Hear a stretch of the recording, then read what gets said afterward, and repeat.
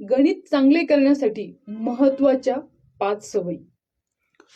तर गणित चांगलं करायचं असेल तर भरपूर साऱ्या सवयी आपल्याला पाहिजेत, पण महत्त्वाच्या 5च घ्यायच्या असतील तर सगळ्यात महत्त्वाची पहिली सवय म्हणजे रेग्युलॅरिटी. तुम्ही जो क्लास लावला असेल किंवा स्वतः अभ्यास करत असाल तर त्यामध्ये रेग्युलॅरिटी असणे आवश्यक आहे. ही पहिली सगळ्यात महत्त्वाची सवय.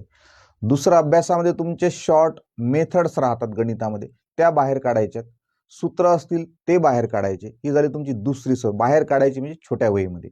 आणि तिसरी, नुसतं काढून ठेवायचं नाही, तर जी वही आपण तयार केलेली आहे छोटी, ती रोज सकाळी उठल्यानंतर जसं आपण देवासमोर आरती म्हणतो तशी ती वही वाचल्या गेली पाहिजे. ही तिसरी सवय अतिशय महत्त्वाची.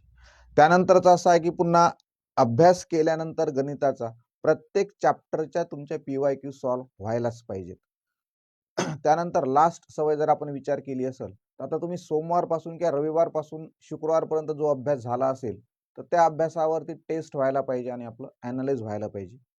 ह्या महत्त्वाच्या सवयी.